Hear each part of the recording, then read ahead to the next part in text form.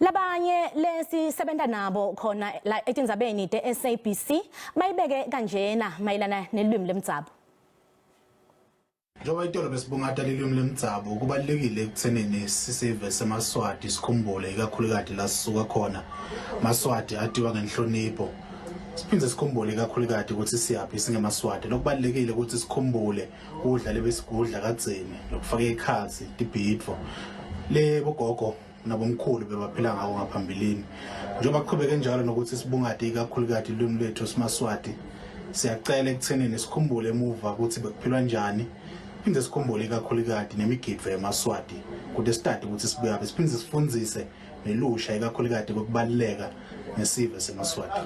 Into ebangela ukuba ndithande ulwimi lwami ukuba sesona sikhonda sishiyelwa zizinganya zami. Luyinkcubeko yami, leyona ndlela ndikwazi ngayo ukuveza izimvo zami ngaphandle kokucinga kakhulu njengoba siqhele ukwenza basithi isiNgesi.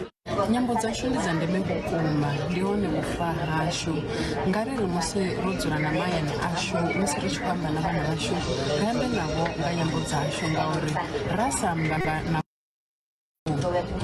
luambo lwashu lu tongiwa nga vhonnyi musi ri tshi khou amba nyambo dza dziseli dza vhaṅwe vhathu kha ri zwi ite madzi uri hoṱhe hoṱhe hune ra vha ri hone kana ndi nnyi ri khou isa luambo lwashu phanḓa.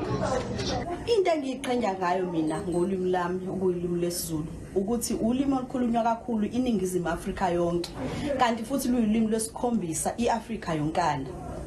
Mina ngiyacabanga ngelwimi lakithi ngakho ngiyacicitela ukuthi wonke umuntu afunde lokuthide njalo ngelanga ngaleyo ndlela uyakhona ukuthi undlulisele lwadithide lonalo nakulabanye.